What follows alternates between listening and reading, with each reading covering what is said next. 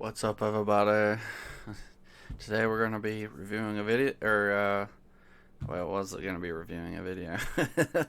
A song, Who I Am by Ben Fuller. So, I can't show the video because I tried that and that was the song was completely 100% blocked.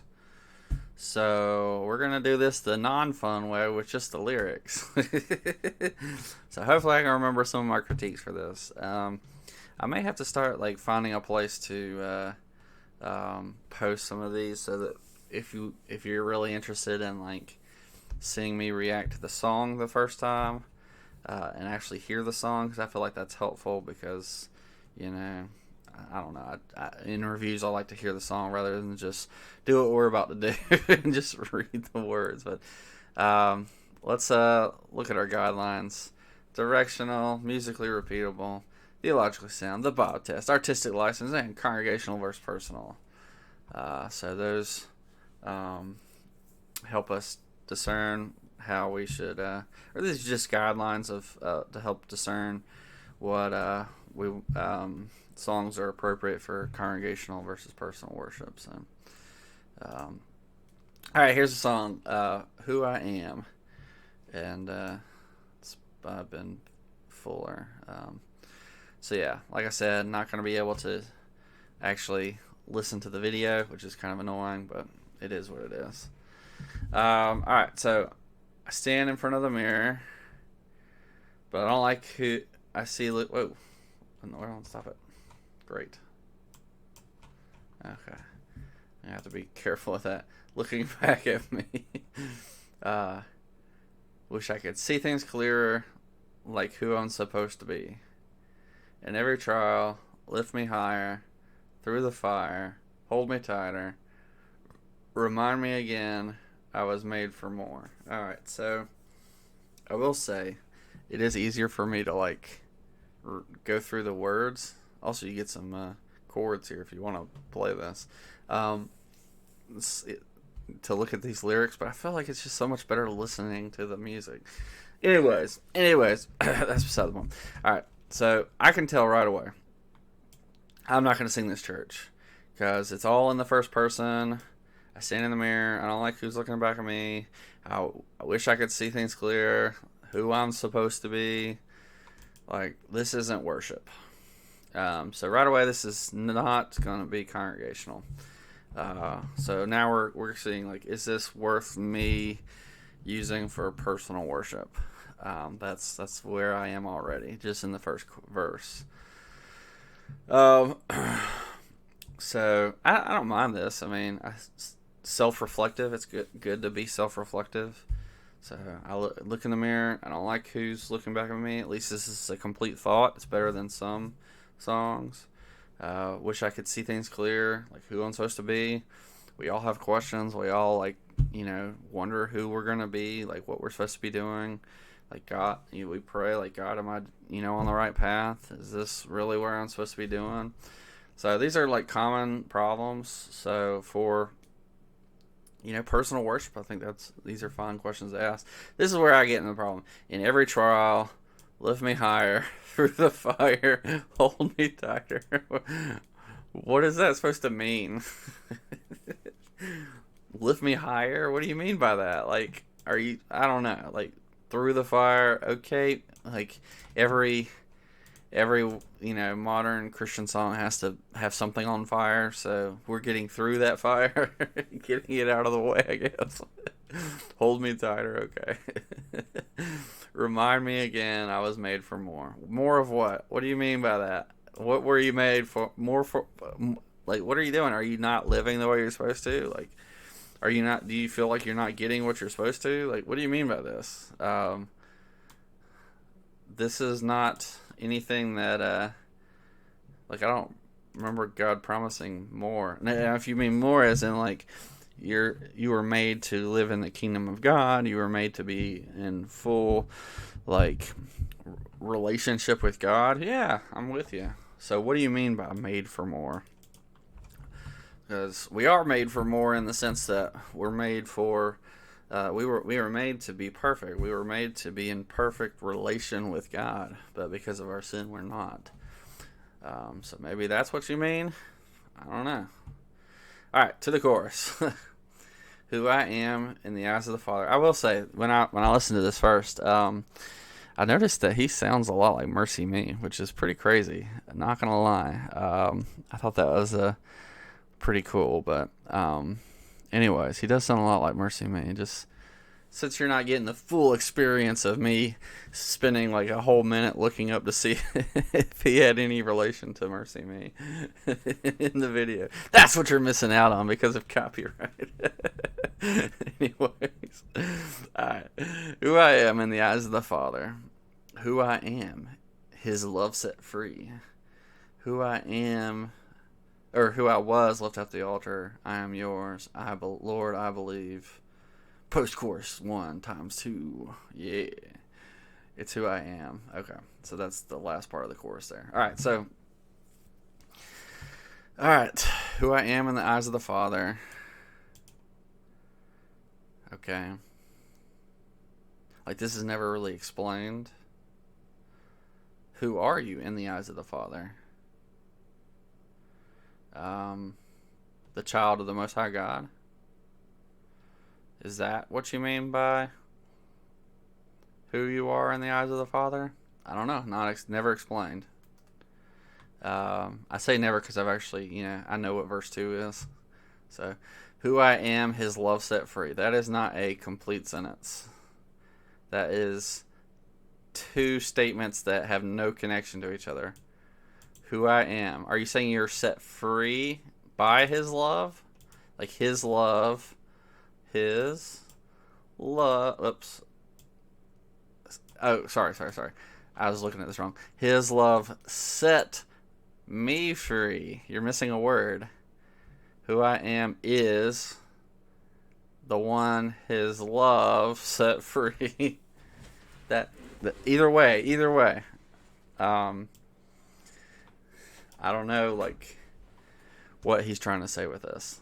Are you saying that you are who his love set free? Then say that. Who I was left out the altar. I don't mind that. I even like altar language, talking about. I think this, in the context of this, is referring to putting to death the old man. Like, we are to be a living sacrifice. So who I was, I left at the altar. That old man has been sacrificed and is no longer me. But now I am yours, Lord. I believe, because I didn't believe before, but that old man was put to death. And now I am the Lord's. Who am I? I'm a child of the Most High God. Now, I don't really care for the Most High God is for me thing. I mean, he is for me. I think he's trying to get at the if God is for us, who can be against us kind of idea. But it's just kind of weird in this setting. I don't know. I don't really care for it. It's okay. It's okay. It's okay. That's what we'll do. It's an echo part anyway, so it's not even like the main words of the song. So it's who I am. What is the it? It's that he's a child of the Most High God. That's true. If you're a believer, you are a child of the Most High God. And the Most High God is for you. Like, you're on his side, and he is on your side. It's just, I don't know, the way it's written is just a little awkward in my opinion, but that might just be me. So, alright, moving on. Verse 2. Everything's been changing. You haven't left a stone unturned. Anything I've been facing, I'll keep standing on your word. In the water, take me under. Fill my lungs too. Speak your wonder. You brought me out of darkness. I was made for more. Alright, so this verse. Everything's been changing. What do you mean by that? Everything does change. That's just always, that's life. Life change. Everything changes. But what do you mean by everything has been changing? He doesn't explain it. He doesn't explain. Is that a good thing that everything has been changing? Is that a bad thing that everything's been changing? You haven't left a stone unturned. So we get that this stone unturned it's in the Bible. It's talk about judgment. God promises that the temple will be destroyed and not a stone will be left unturned. Why? Because the invaders knew that Solomon's temple was made of gold. And so they've turned over every single stone in order to make sure that they got all of the gold that when they ransacked the temple and destroyed the temple. And it's also just the imagery that God totally, completely destroyed the temple, which was the symbol of his presence among the people in the time. And so you're using this idea of no stone left unturned, which in the Bible is in the context of judgment. So what is the judgment you're talking about? He doesn't actually explain. You haven't left a stone unturned. What do you mean? In what way has God not left a stone unturned? Is it referring to the way it is used in the Bible, that there's not a stone left unturned in judgment for the people of Israel? I don't think that's what he means. Does it have something to do with everything changing?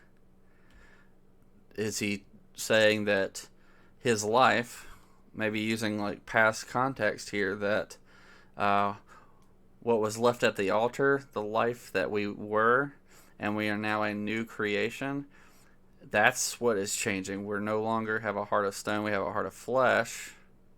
And so that what he means by everything, that my whole being, my whole person has changed. I'm a new creation because you have not left a stone unturned in the old man. The old man is put to death. So I'm not the same.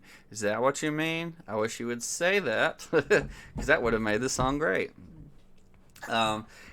Anything I've been facing, I'll keep standing on your word. Just use everything. For everything I'm facing, I'll keep standing on your word. That's a more complete sentence than this. I'm assuming these are connected also. I'll keep standing on your word for anything I've been facing, or for anything I'm facing, or everything I face. I'll keep standing on your word. So it's like, learn some grammar. I know he's trying to get facing and changing together. You could just say everything I'm facing, or for everything I'm facing, I'll keep standing on your word, and that's a complete sentence. And you get facing changing. So I don't know.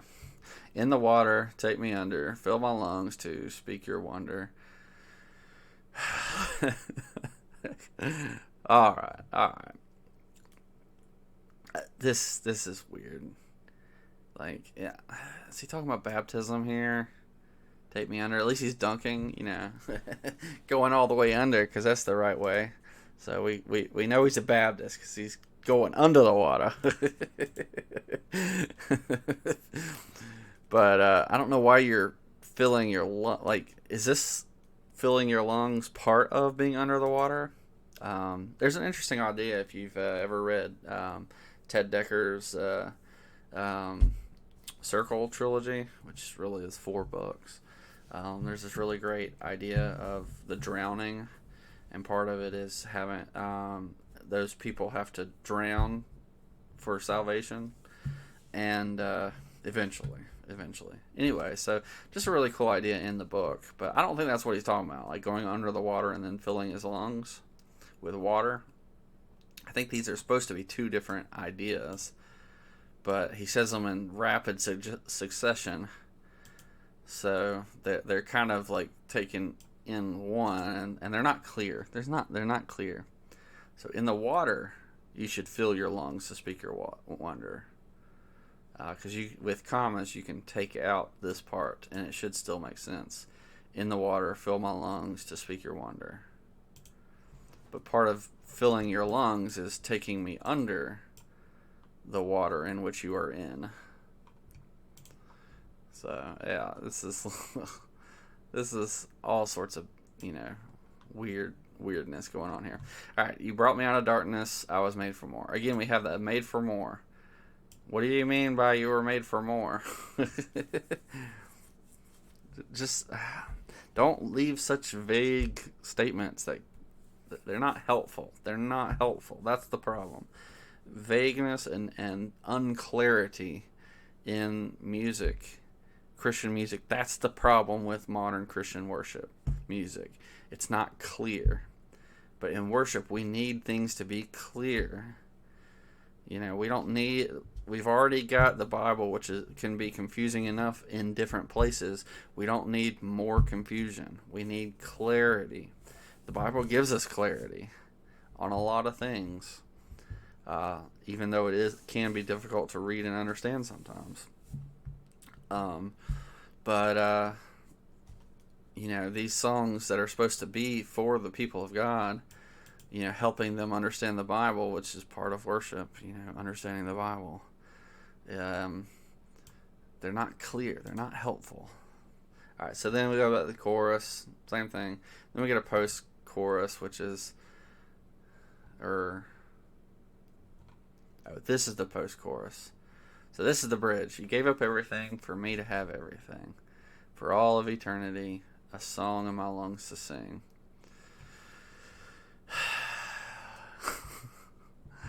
Okay, don't rhyme everything with everything.